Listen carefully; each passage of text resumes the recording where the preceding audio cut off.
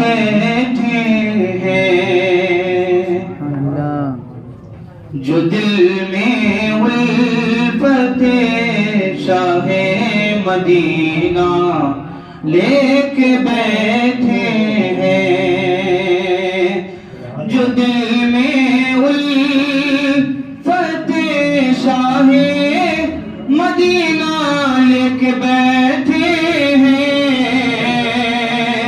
جو دل میں الفت شاہ مدینہ لے کے بیٹھے ہیں، وہی در اصل جنت کا سہارا لے کے بیٹھے ہیں، وہی در اصل جنت کا سہارا لے کے بیٹھے ہیں۔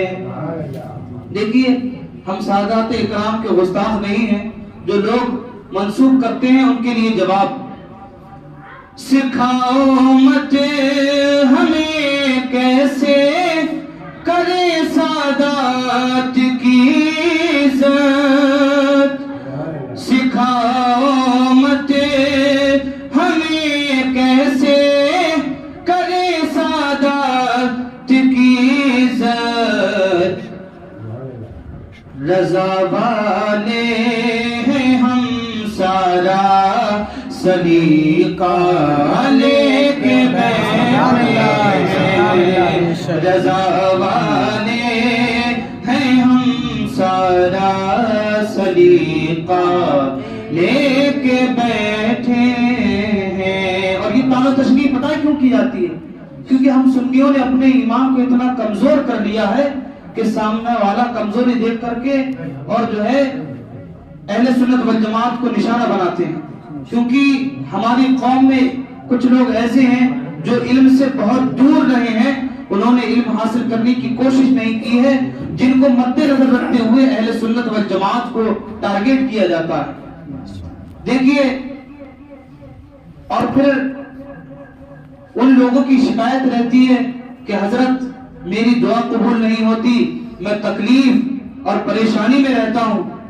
میں اجمیر شریف بھی گھومی آیا، سرکار خواجہ غریب نواز کے دربار پر بھی حاضری دے دی، جب بھی جو ہے میری پریشانی دور نہیں ہوئی۔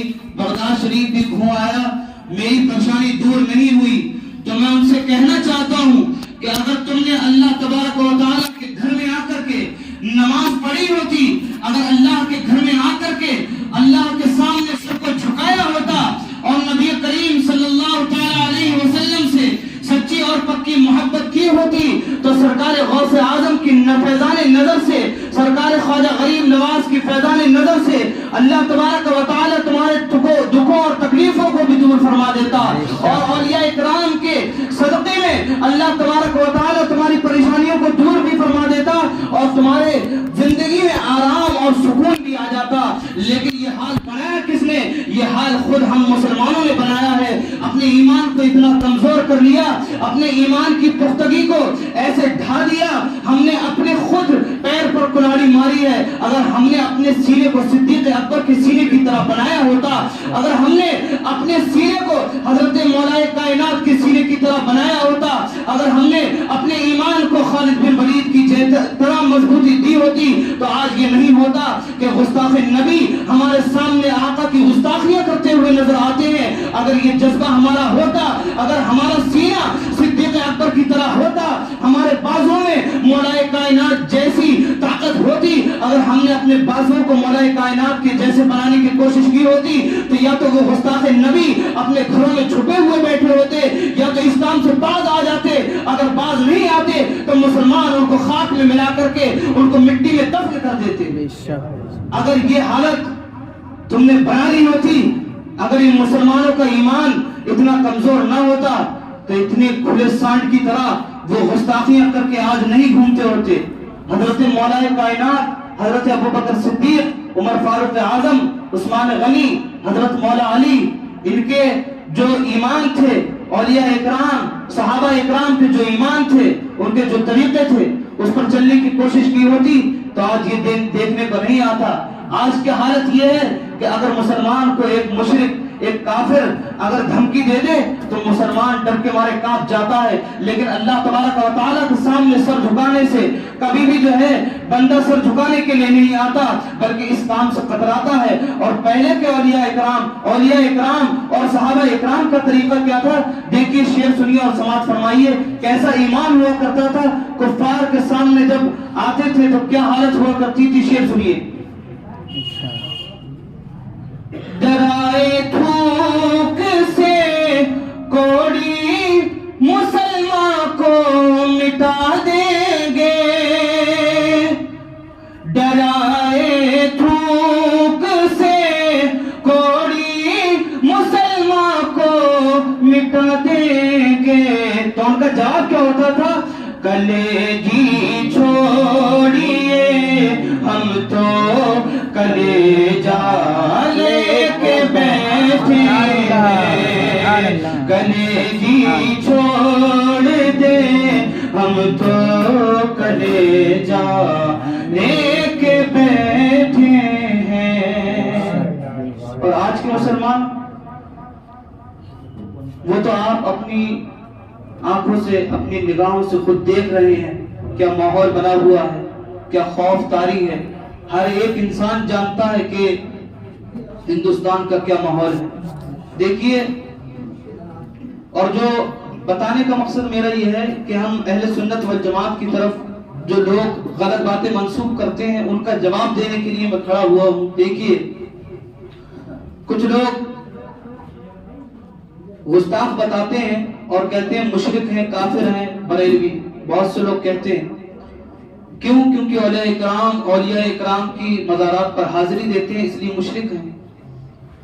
سرکار اعلیٰ حضرت کا اگر آپ طریقہ پڑھیں گے نا تو سرکار اعلیٰ حضرت نے فرمایا کہ درگاہ شریف سے صاحب مزار سے کم 4 قدم دور رہنا چاہیے، اور اگر بوسہ دے بھی تو ایسے دیکھ کر کے کہ کوئی وہاں دیکھتا نہ ہو، اور اگر بوسہ دے بھی دیا تو اس میں کوئی حرج نہیں ہے۔ آپ نے دیکھا ہوگا بہت سے کام کے لیے آپ جھکتے ہیں، کبھی ایسا ہوتا ہے جوتے کے فیتے باندھنے کے لیے جھکتے ہیں، کیا یہ شرک ہے؟ بتائیے مجھے۔ اگر پنچر جوڑنے والا پنچر جوڑنے کے لیے جھکے تو کیا یہ شرک ہے؟ نہیں۔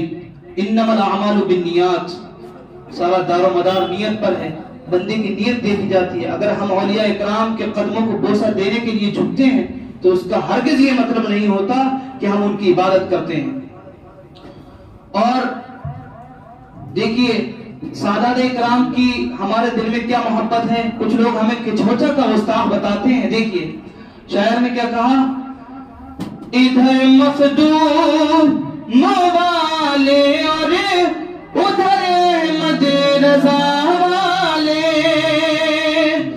ادھر مخدوم والے ہیں ادھر احمد رضا والے، بریلی آنکھ میں دل میں کچھوچا لے کے بیٹھے ہیں، بریلی آنکھ میں دل میں کچھوچا لے کے بیٹھے ہیں، جو دل میں الفت شاہ مدینہ لے کے بیٹھے ہیں، وہی در اصل بخشش کا سہارا لے کے بیٹھے ہیں۔ منافق ہو، منافق بد عقیدہ ہو کہ وہ ہو ڈگڈگی والا، حق بات کہنے سے کبھی بھی پیچھے نہیں ہٹنا چاہیے۔ اگر حق بات ہے تو سینہ کھول کر کے کھڑے ہو کر کہیے، سینہ تان کر کے کہیے۔ حق بات بولنے سے کبھی بھی پیچھے نہیں ہٹنا چاہیے۔ دیکھیے شعر سنیے کہ منافق بد عقیدہ ہو کہ وہ ہو ڈگڈگی والا، کہ رضوی قادری ہر ایک سے پنگا لے کے بیٹھے سینہ تان کر کے بولیں گے کہ رضوی قادری ہر ایک سے پنگا لے کے بیٹھے ہیں، اور جو لوگ